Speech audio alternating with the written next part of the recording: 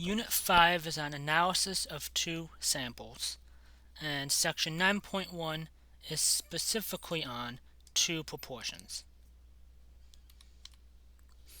So the inferences about two proportions. We would use a pooled sample proportion, and what that just means is it combines two sample proportions into one proportion, specifically denoted by P bar.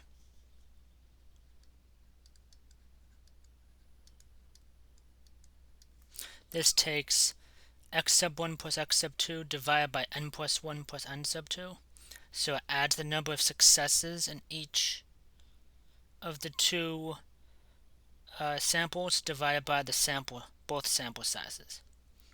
And then Q bar is just 1 minus P bar. The requirements that we need to conduct the hypothesis test and confidence interval is that we have two simple random samples, both of those samples being independent, and then for each of the two samples there are at least 5 successes and 5 failures. So n times p needs to be at least 5, and n times q needs to be at least 5. And I should probably know this was n1 and p1. Well, I should probably know each sample needs to have it. So n1 and p1 multiplied together needs to be at least 5, and so does n2 times p2 need to be at least 5. N1 times q1 is supposed to be at least 5, and n2 times q2 is supposed to be at least 5. But most of these will be inside of well, I shouldn't say that. Some of them could be in tables, and if they are in tables, then that's easier to check than if you were just given, let's say, I don't know, a proportion. The test statistic here, assuming that the null hypothesis is true, where we have the two proportions equal, the null hypothesis is where the two proportions are equal, so P1 is equal to P2, or we could write it as the null hypothesis being that we do P1 minus P2 to get 0. Both of these mean the same thing. But let's say the two proportions are equal. That means our test statistic Z will be P1 hat minus P2 hat minus P1 minus P2. And typically, since this typically equals 0, this value would be 0 in here, divided by the square root of P bar times Q bar divided by n sub 1 plus P bar times Q bar divided by n sub 2. And we want to obtain the P value and the critical values from that. The confidence interval estimate of P sub 1 minus P sub 2 is P sub 1 hat minus P sub 2 hat minus E is less than P sub 1 minus P sub 2 is less than P sub 1 hat minus P sub 2 hat plus E, and E is equal to Z sub alpha divided by 2 times the square root of P sub 1 hat times Q sub 1 hat divided by N sub 1 plus P sub 2 hat times Q sub 2 hat divided by N sub 2. And we want to round to 3 significant digits. So an equivalent method of this is that the p-value method and the critical value methods are equivalent, which are nice. But the confidence interval method, though, is not equivalent to the p-value method or the critical value method. So as such, we won't really be able to get the same answer. When testing a claim about two population proportions, however, we would still use the p-value method or the critical value method. And when we physically want to estimate the difference between the two population proportions, we're going to use the confidence interval method. Now I'm going to present this example slightly different than what I normally do with these, just so we can physically see it a little bit better here. But this table down here, lists results from a simple random sample of front seat occupants involved in car crashes based on data from Who Wants Airbags by Mayer and Finney in the Chance Journal, Volume 18, Number 2. Use a 5% level of significance to test the claim that the fatality rate of occupants is lower for those in cars equipped with airbags. We were told that both of these samples were simple random samples. Simple random samples, so that's good. We know that both of these are going to be independent, right? And they're independent because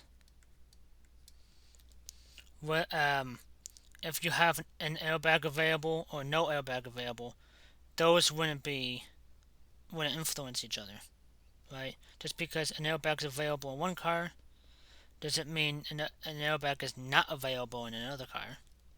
That type of thing. So it's not. So they'll both be independent. They are not influencing each other. And we could see based on this table, all these counts are at least 5.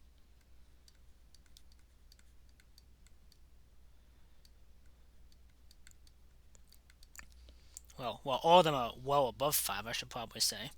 So because of that, we could say that we have the normal distribution for this.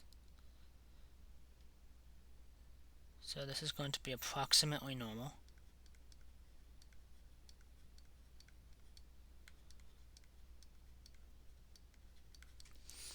It's approximately normal. And we need a hypothesis test for this.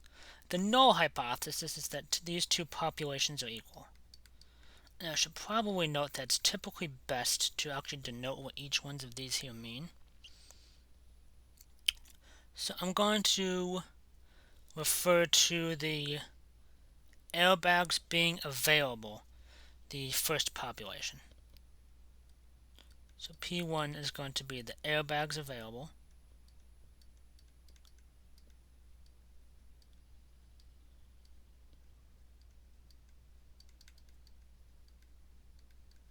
Which means the second one is going to be no airbag available.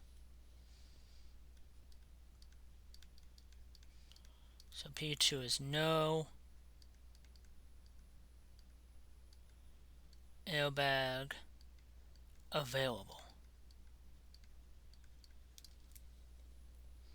Alright, so now with all that out of the way, we want to see if the fatality rate of occupants is lower for those in bags equipped with airbags. So we are going to be testing an alternative hypothesis if the first proportion is less than the second proportion. And this uses that significance level of 5% or 0.05. Now we could go about actually calculating these different values, and some of them are not too terrible of a calculation.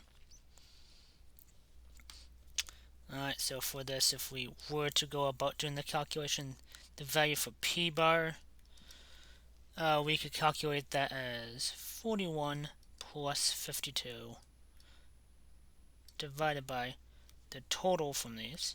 So 11,541 plus 9,853. If we toss that into a calculator, you would get an answer of about 0.004347. And for Q bar, we would do 1 minus that. So that would give us 1 minus 0.004347. This would give us 0.995653.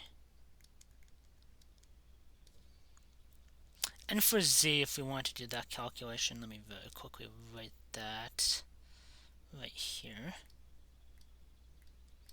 If we want to do Z's calculation very quickly, this would be written out as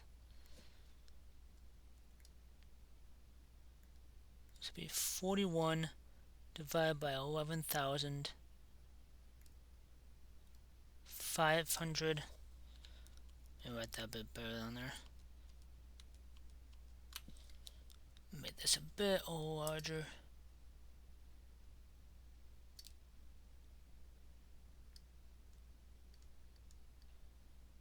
So 41 divided by 11,541.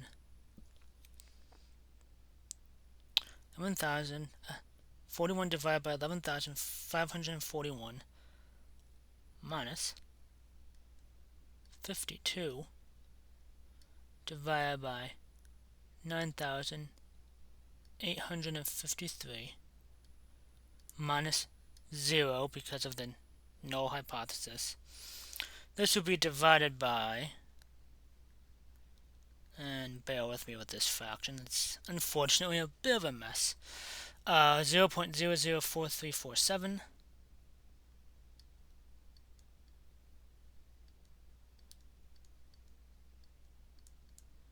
times 0.995653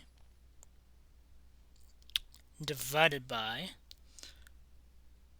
11,541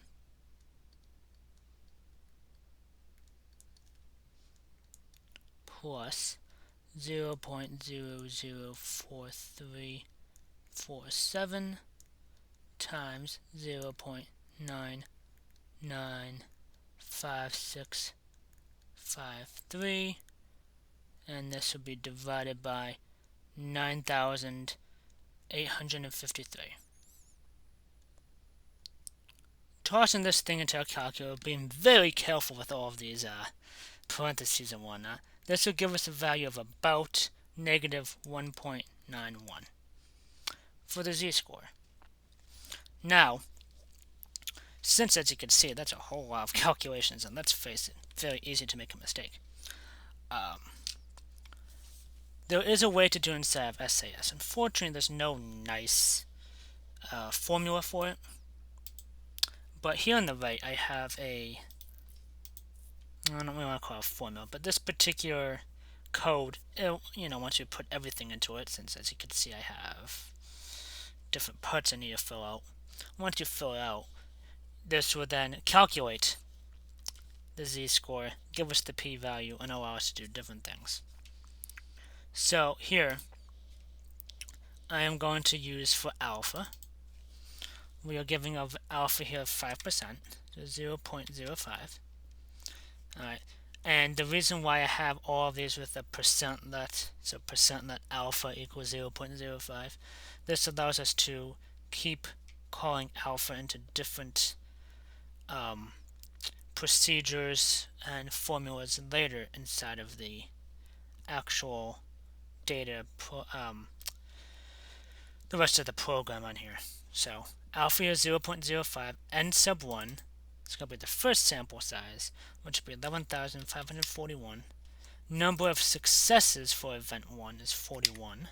Sample size 2 is 9,853. Successes for the second population is 52. Because of the fact that the program is going to make me fill this part in, there is no confidence interval for this, but I'm going to put one in anyway, just so that way it doesn't give us an error when we go to actually compute it. So I'm going to use a confidence interval here of 0.95. The alternative hypothesis, we want this to be a less than. So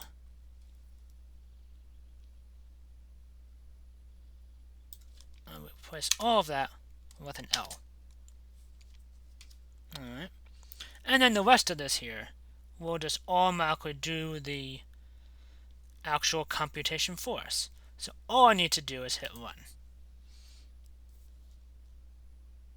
And I apparently did not put something in correctly.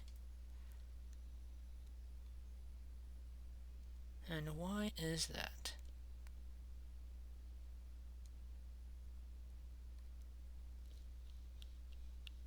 Let us see.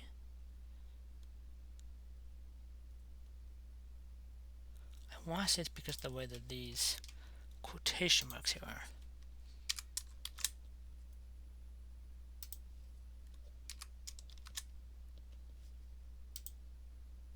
And it might be fussy with these other ones too.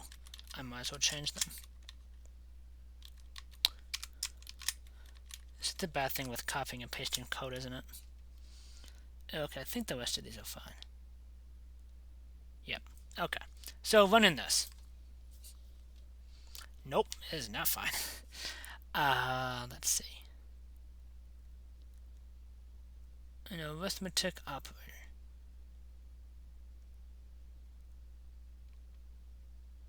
I gave it an arithmetic operator. I just don't believe it's going to nicely note this as a minus symbol. And I think that's the only minus symbol I had. I had them up here too, but those didn't mess up. Okay, there we go. See, note the trial and error sometimes with computer programming. But if we were to, subtract these two proportions, which is what this top part of the z-score tries to do, we get a value of 0.00355, blah blah blah. Oh, sorry, this is for p1 hat. If we were to subtract them, we get negative 0.001725. P hat, which is supposed to be this p bar value here, is the exact same number that we got, 0.004347. And the z-score that we're getting for this is negative 1.91, that rounds to. Hence what we got here. We were also given a critical value of 1.96, which I know that is a positive value. That's just based upon the way that the calculation there was. And let me draw this. I need enough room to make my conclusion, so let me draw it over here.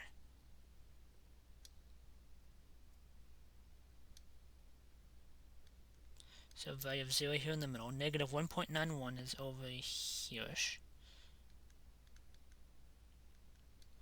And we want this area here in red,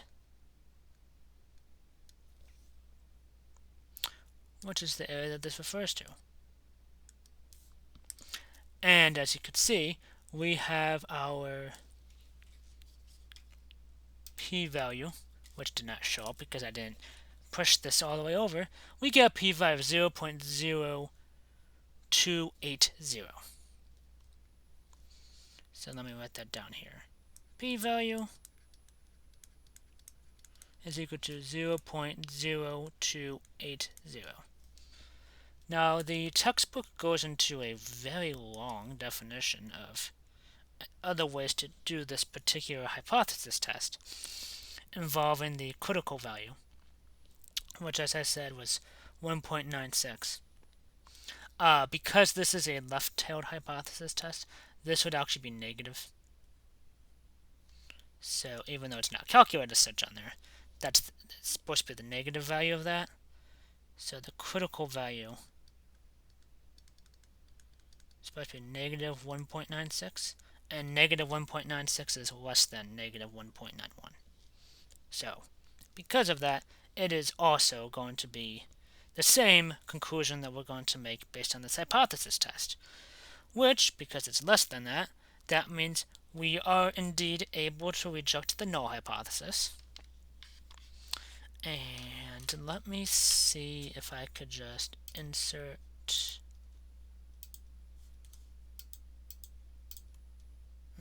that's not going to go too nicely there. Let me put in a text box.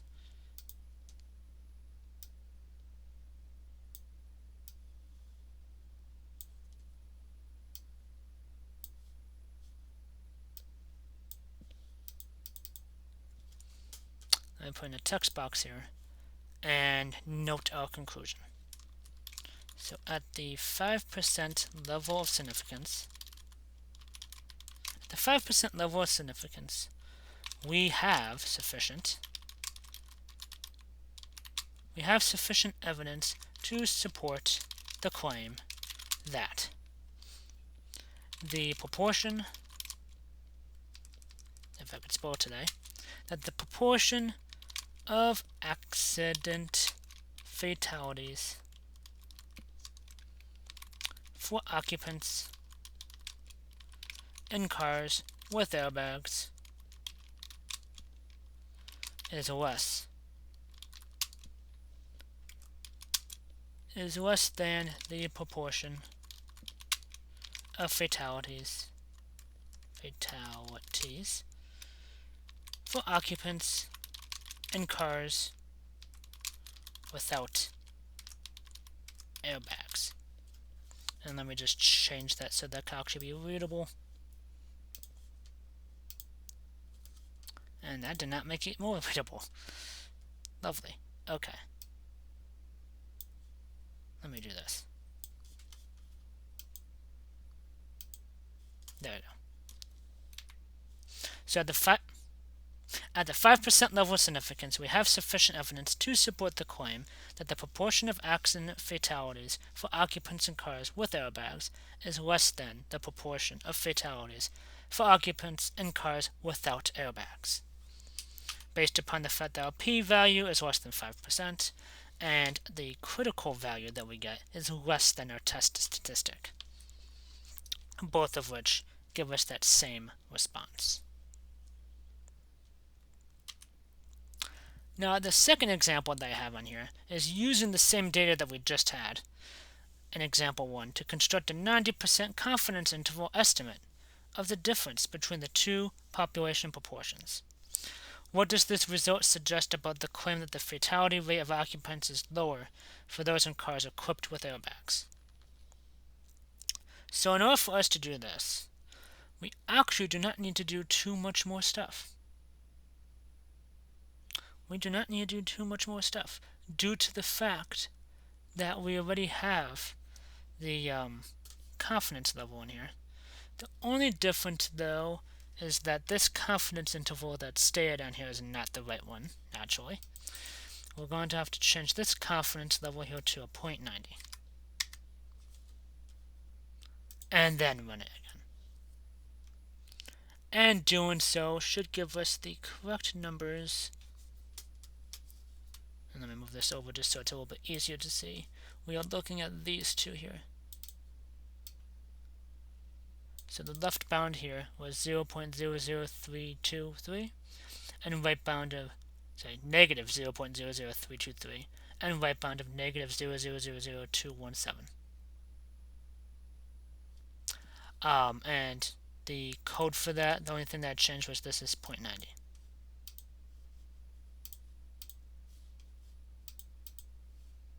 Which gave us these two values here.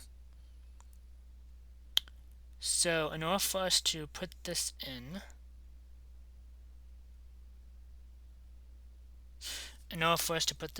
we would write this as, and I could certainly draw out those formulas for you if you would like those. The margin of error formula, unfortunately, is not one that prints out on here, as you could see, which is why sometimes these margin of errors do act a little bit strange. But the margin of error formula that makes this, let me draw that out very quickly here. This takes the square root of these different values, so 41 out of 11,541 minus 11,500 out of 11,541 divided by 11,541 plus, this would be 52 .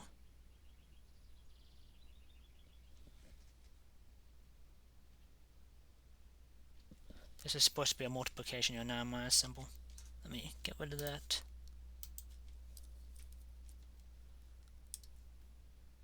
These are multiplied together. These ones are going to be 52 out of 9,853 times 9,801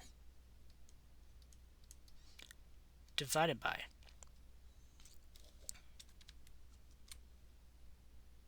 9,801 divided by 9,853. And this whole thing will be divided by 9,853.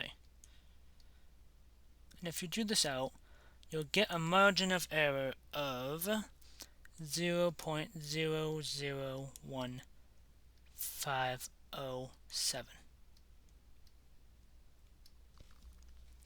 If you wanted to use that, of course. But the particular confidence interval that we got here was negative 0.00323 is less than the difference of the first population proportion minus the second population proportion is less than negative 0.000218.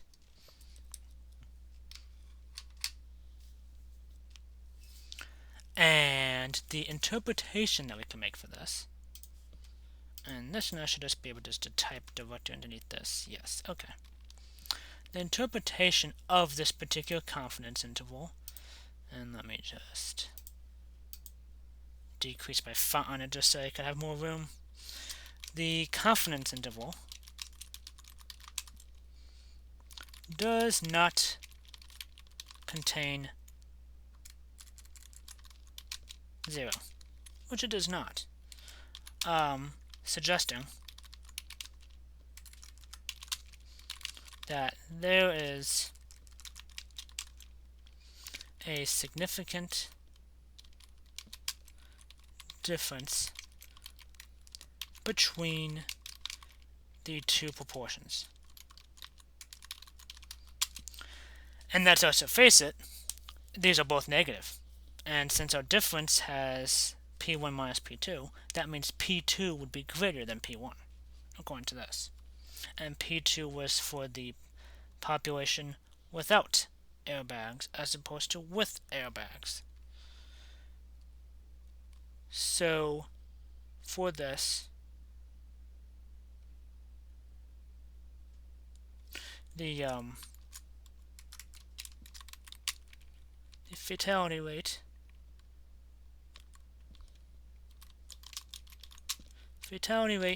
is lower. So the fatality rate for those without airbags is higher than those without airbags. So the other way to say that is fatality rate is lower for the occupants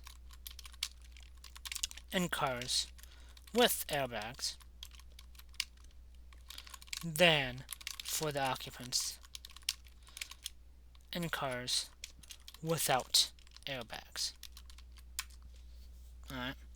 And we can also describe this confidence interval as we are 90% confident that the drivers without airbags are at an increased risk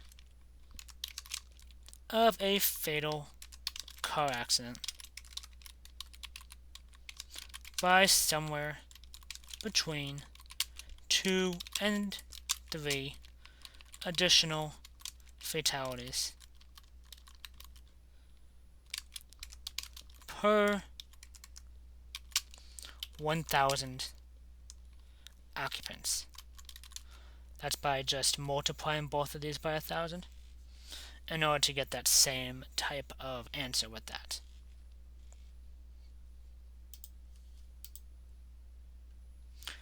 And what can we do though when these requirements are not satisfied, right? Since we need to have that simple random sample, independent samples, and all the counts had to be at least 5.